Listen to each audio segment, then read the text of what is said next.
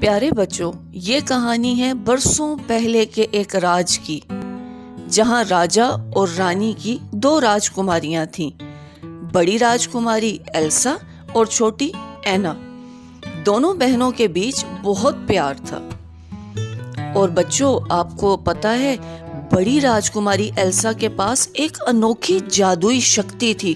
اس کے ہاتھوں میں برف بنانے کی بے مثال شکتی تھی، اور اس کی چھوٹی بہن اینا اس برفیلے کھیل کو بہت پسند کرتی تھی۔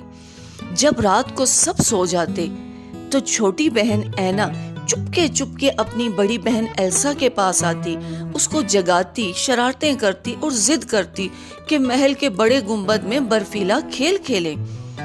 ایلسا اپنی چھوٹی بہن سے بہت پیار کرتی تھی۔ وہ اس کی ضد کے آگے اپنی نیند بھی قربان کر دیتی اور اس کے ساتھ محل کے بڑے گنبد میں جاتی۔ بچوں، وہ دونوں بہنیں بہت خوش اس برف کی دنیا میں کھیلتی تھیں۔ وہ برف کے مجسمے بھی بناتی تھیں۔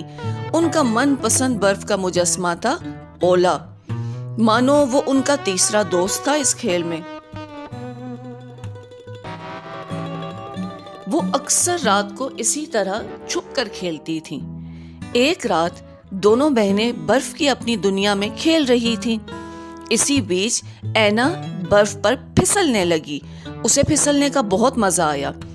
پہلے دونوں بہنوں نے مل کر کھیلا، لیکن پھر اینا کی رفتار بہت تیز ہوتی گئی اور ایلسا کو اپنا کھیل چھوڑ کر بہت تیزی سے اینا کے لیے بار بار برف بنانی پڑ رہی تھی۔ اسی تیزی اور گھبراہٹ میں ایلسا کا پاؤں برف پر پھسل گیا اور وہ گر گئی۔